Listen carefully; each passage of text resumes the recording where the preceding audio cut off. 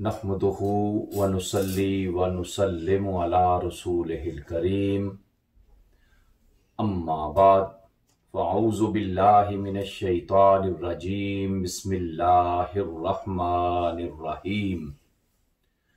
मुअज़्ज़ज़ सामीईन व नाज़रीन, आज हम वुज़ू के तिब्बी फ़वाइद की किस्त नंबर 2 पेश करेंगे।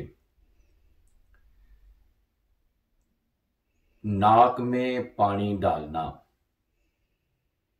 इंसान नाक के जरिए सांस लेता है। फ़ज़ाई आलूदगी के बाहिस मुहलक जरासीम इंसान के नाक में पहुंच जाते हैं। अगर वो जरासीम सांस के जरिए फेफड़ों तक पहुंच जाएं तो फेफड़ों की बीमारियां पैदा हो सकती हैं। जबकि वुज़ू करने से कम अज कम दिन में 15 मरतबा नाक में पानी डालने से इंसान का नाक साफ हो जाता है और साफ शफाफ हवा फेफड़ों तक पहुंचती है। हुकामा और तिब्बा जिस इंसान को दायमी नज़ला हो या जिसके नाक में जख्म हो, उनको बार बार नाक के धोने का कहते हैं और उनका नाक को बार बार पानी से धोना मुफीद साबित होता है। उसके बाद है चेहरे का धोना। वुज़ू में चेहरा 3 बार धोने का हुक्म है। इससे ना सिर्फ इंसान हशाश बशाश हो जाता है, बल्कि ये अमल इंसान को मुतअद्दिद बीमारियों से भी बचाता है। चेहरा अच्छी तरह धोने से इंसान की एलर्जी खत्म हो जाती है। जिस तरह आंखों के मरीजों को बार बार आंखों पर ठंडा पानी डालने को कहा जाता है और 3 बार धोने से इंसान के चेहरे का मसाज हो जाता है। पहली दफा जब इंसान चेहरा धोता है, पानी चेहरे के ऊपर डालता है, तो इंसान के चेहरे के ऊपर जितनी भी मैल कुचैल होती है वो सारी नरम हो जाती है।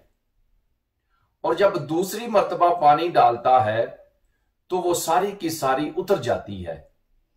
और जब इंसान तीसरी मर्तबा चेहरे के ऊपर पानी डालता है तो इंसान का चेहरा साफ और शफाफ हो जाता है।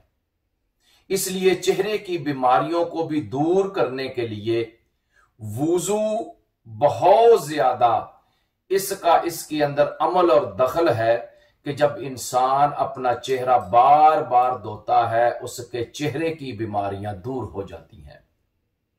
हमारे प्यारे नबी हजरत मोहम्मद मुस्तफ़ा सल्लल्लाहु अलैहि वसल्लम ने इरशाद फरमाया है, मुसलमान बंदा जब वुज़ू करता है तो कुली करने से उसके मुंह के गुनाह झड़ जाते हैं।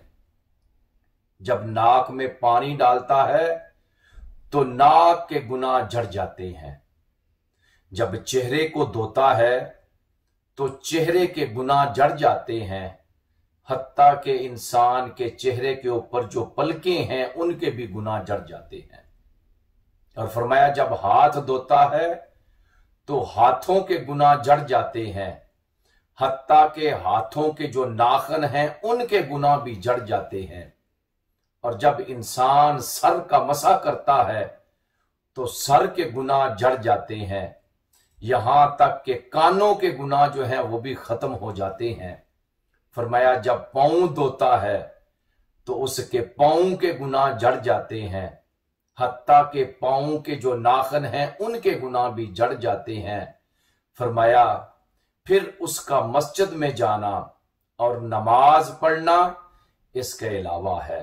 यानी जब वो वुज़ू सही करके मस्जिद में आता है, नमाज में आता है, तो इस हालत में होता है कि जहां जहां वुज़ू किया था उन वुजू के अज़ा के रब ताला सारे के सारे गुनाह माफ फरमा देता है।